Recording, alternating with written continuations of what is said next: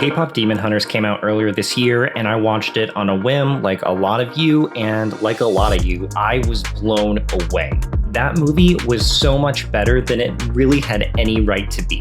I even saw a Reddit thread about how Sony sold it to Netflix for $20 million, thinking it wasn't going to do numbers, and then it obviously did numbers. I think it's Netflix's second most successful movie of all time. They've called it their Frozen.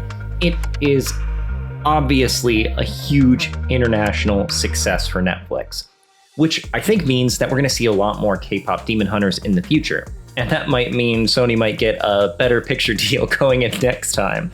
Whoever made the original one is super fired. Now, to be perfectly upfront, I loved K-pop Demon Hunters, but there were a few things that stuck with me after the watch that I kept on thinking about, and they had a lot to do with the actual world building and then some of the third act emotional character beats right at the end, because I think K-pop Demon Hunters is like a 9.5 movie, and it is so close to being a 10 out of 10. And that's the reason I wanted to make this video, because I actually really liked the movie, and I thought the world building was really interesting.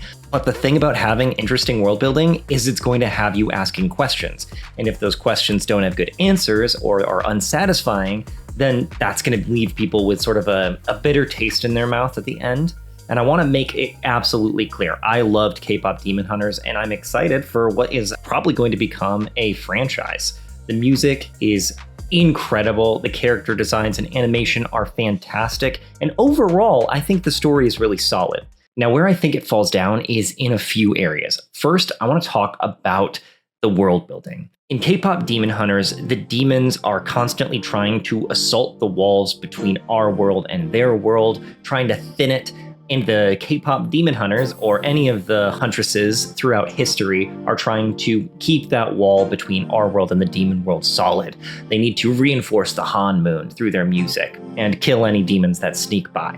Now, the demons are all trying to get through in order to siphon souls for their overlord, Ma. And from the Huntress's perspective, all demons are unequivocally evil. These are like chaotic, evil bad guys. They just need to be exterminated and sent back to their realm. Now, when you kill a demon, I believe they aren't like dead. I think they're just banished back to their realm. I could be wrong about that. You can let me know in the comments if they're actually like dead. We know a few of them are dead right at the end. So maybe if they die in the real world, they die in real life. Regardless, essentially, the goal of the main characters and all of the people that preceded them throughout history is to kill demons and make the Han Moon strong or golden. Gonna be golden. It's a powerful premise. Now, here's the thing that gets me, because whenever any fantasy story introduces a race that is meant to be killed and is just purely evil, it begs the question, are they perfectly evil? Are they just meant to be killed? Like orcs in Lord of the Rings. Are they all evil monsters? Do they have to be? Or are they just a product of their environment and the people who made them? And that's the question that K-pop Demon Hunters asks, or at least begins to ask. Because, spoilers, if you haven't seen it, just go watch it and come back, and then we can chat in the comments. The main character, Roomie, is half demon. I think her mom got together with a demon and produced her, which is why her aunt Seline raised her to bottle up her emotions, kind of Frozen style, how Elsa has to bottle up her ice. Roomie has to bottle up her patterns, is what they call it. Because if she shows her patterns, then she might be seen as a demon by her fellow huntresses, and she thinks they'll be forced to kill her. Now, the reason for this isn't actually super clear. We know that all demons have a direct connection to Ma, and through Ma, he's able to control their actions and their thoughts, at least by like pressuring them to do things and getting in their head and like whispering things that are wrong about them and making them want to do things for him through like nefarious influence. So I think the reason that they'd want to hide this connection to demons, besides sort of just a prejudice against them, is because they'd be worried that Ma would be able to infiltrate their organization through this blood connection with demons. So that's the main reason I surmise why Seline wants to like hide the patterns on Roomie, and why Roomie also wants to hide it from her friends. And that's the emotional core of the film, is this pull over to the demon world versus this pull to destroy a part of herself, which is why she has trouble singing the songs at the beginning of the movie, is because her voice is a reflection of the chaotic turbulence inside her, how she can't quite accept each part of her. And because she can't accept that part of her, she can't fully be honest with her chosen found family. And that's why the whole emotional crux at the end of the movie is her friends feeling betrayed because she couldn't trust them. And if she can't trust them, does she really think of them as her family? And that's sort of why the falling out at the end of the movie happens. Now, I love that. So the movie asks a question: what if demons aren't fully evil? So we see Jinu, who is the lead singer of the Saja boys, and they come up with this idea that if we can't beat the Huntresses in battle, we can beat them through stealing their fans. And so the demon Jinu gets 5 of his buddies together, and they form a boy band and start steadily siphoning off fans from the Huntresses. The other ones are named stuff like Abby Saja, Baby Saja, Mystery Saja, and Romance Saja. But then we have Jinu, because he's meant to be the main character. And here I think is maybe one of the biggest missed things in the movie is that we don't see the fraying relationship between Jinu and his demon friends in the Saja boys the way we see Roomie with her other Huntresses, Zoe and Mira. And the reason I think that would be so good is it would characterize the demons outside of just Jinu and help deepen the question of the movie of like how to accept yourself, how to accept all parts of yourself, and furthers the world building of, well, are demons just purely evil? Is Jinu just a random exception? But because of the history of the movie, we know he's not the only exception. There's not just like a single good demon amidst the horde, because Roomie is half demon. So we know her mother also had a relationship with a demon. So this relationship between Roomie and Jinu mirrors the one between Roomie's mom and whoever she was with. So with this in mind, we know for a fact demons aren't wholly evil. They're still going out and killing a lot of people, so they do need to be stopped. However, when you get this sort of like, we're just going to wholesale murder all of these demons, there is a weird undercurrent of, is this movie rated correctly? I find this is sort of a big question in a lot of stories where you have to do a lot of violence to a certain group and you have to make it like a children's movie. There's a lot of death in K-pop Demon Hunters. The demons, when they're gaining power, led by Jinu's push with the Saja boys, kill like hundreds, if not thousands, of civilians and bring their souls to get eaten by Guima. That is a brutal mass murder that he's committing, while at the same time we're meant to be seeing him as sympathetic because he's being forced to do this by Guima. But then we also see the Huntresses and their defense of all these people killing hundreds of thousands of demons as well. And they're doing it in self-defense because regular people are at risk and they're in danger, and otherwise the demons will just commit wholesale murder. So it's not like the Huntresses are the bad guys here. But you have to think about the fact that we're meant to be seeing Jinu as a sympathetic character. We're also seeing a lot of demons that are the same as Jinu getting murdered in the hundreds and thousands. And then we're also seeing Jinu in turn cause the murder of hundreds of thousands. Maybe not hundreds of thousands, but hundreds and potentially thousands by breaking the Han Moon. So that's sort of the big question that is not, to me, adequately explored. This isn't a plot hole. I don't think this is a mistake by the movie.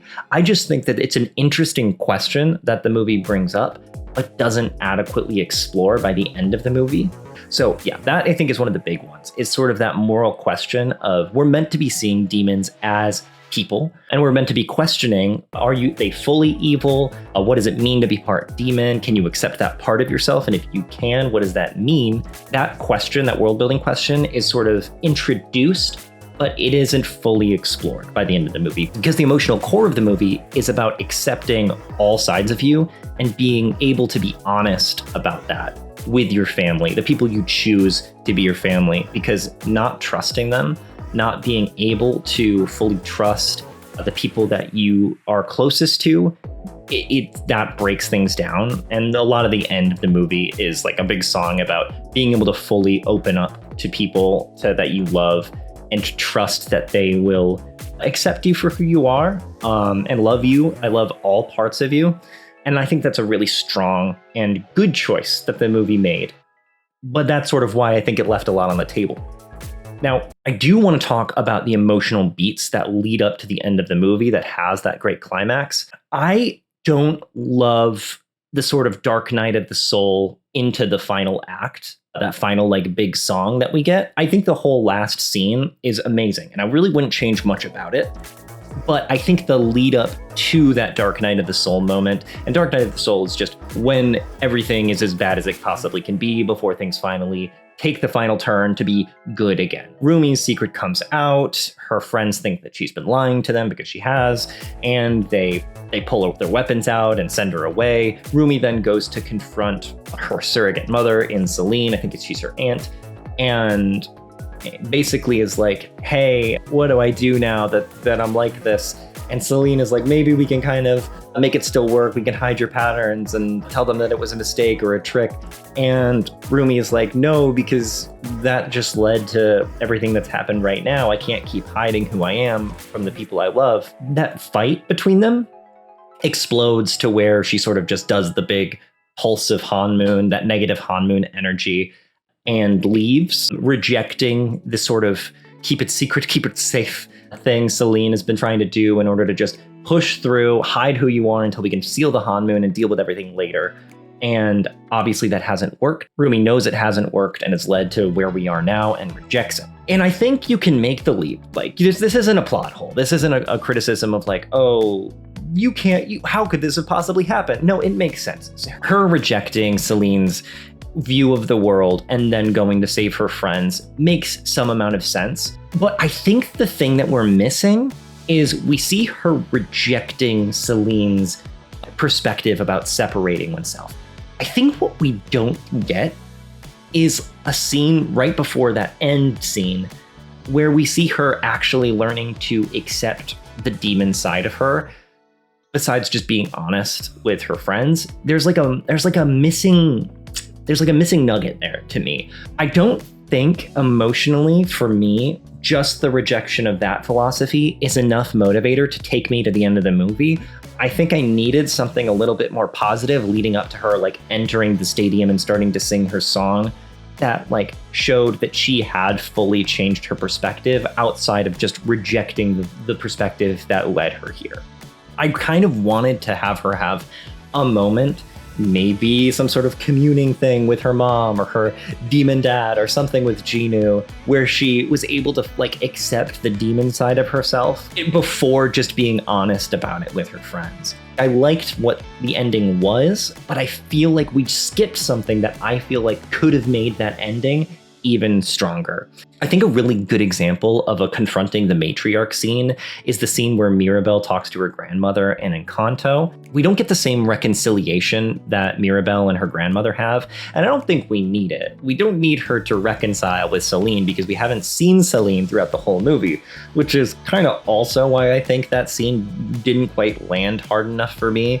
In Encanto, the grandmother had been throughout the movie the antagonist, and Seline kind of operates in the exact same way that the grandmother in Encanto operates, as sort of that we're trying to keep things under wraps and good just long enough until we can make things perfect again.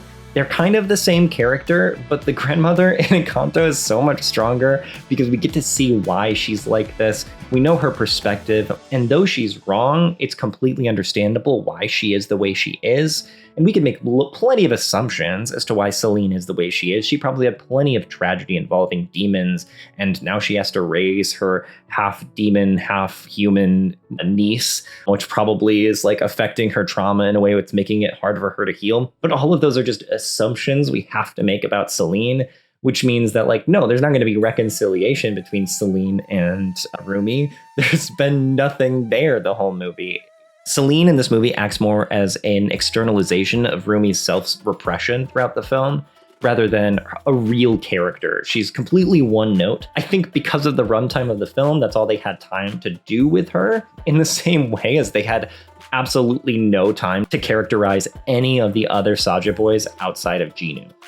Which I think both of those are huge negatives to me, in that, like, if we had characterization of the Saja boys, or even just like one Saja boy with like a little more of a personal relationship to Jinu, in the same way as if we got to see more of Seline as sort of a externalization of this repression throughout the film, then I think the whole ending would have landed so much better for me.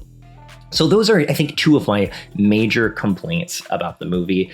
And again, this is a movie that I love. It's essentially, to me, what takes it from being like a 10 out of 10 movie to just a 9 out of 10 movie, because I feel sort of just like, I'm missing something.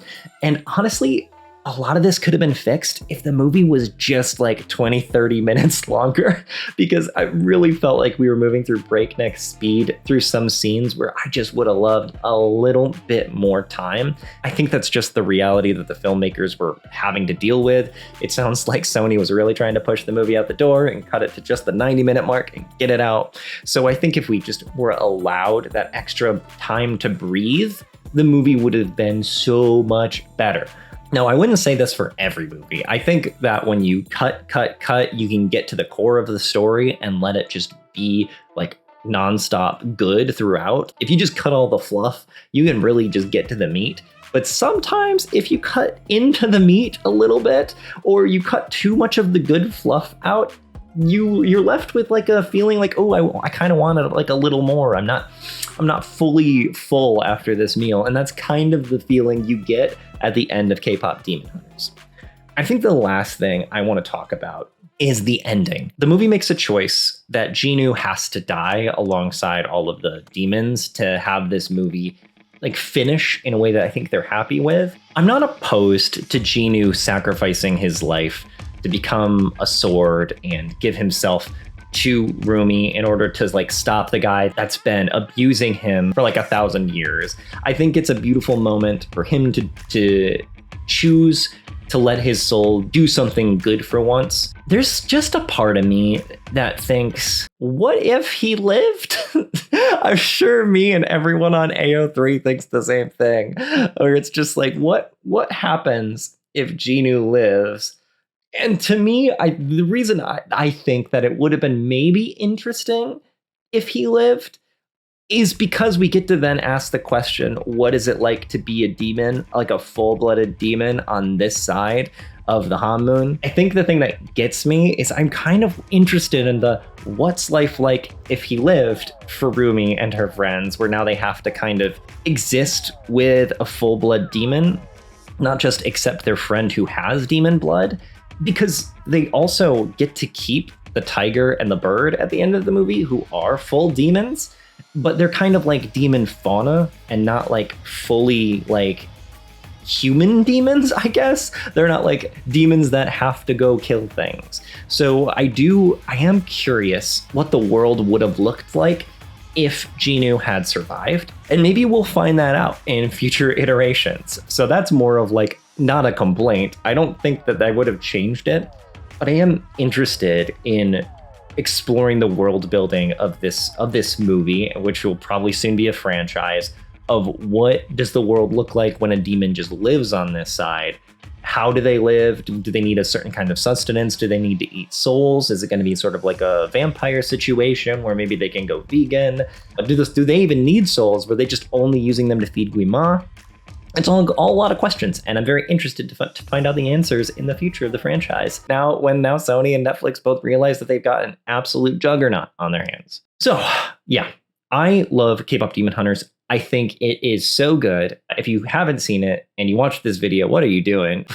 Go see it. I'm sure you've watched it at this point if you're watching this video. It's a great movie. I think it does a lot with Korean folklore, and I think that's so cool. It does a lot with Korean pop culture, and I think that's so cool, and I want to see more of it. It's awesome.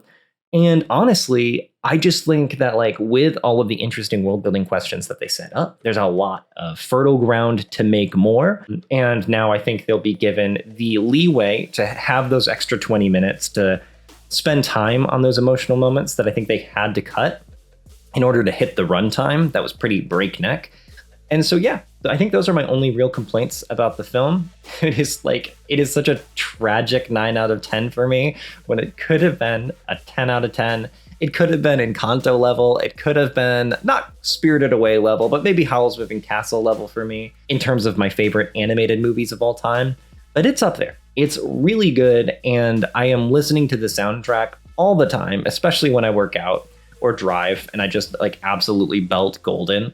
It's a movie I'm going to be recommending to people a lot. And I think this sort of video is just sort of me having fun with the movie, because I think when you see a movie that you really like and you want to have this sort of discussion about it, that's a great sign. It normally means there's something really cool there to explore. And honestly, there's probably going to be a lot of multimedia around the movie exploring just that. Maybe there'll be a tabletop RPG about it. Who knows? Anyway, thanks so much for watching. I've been Ben DeHart. I'll see you next time.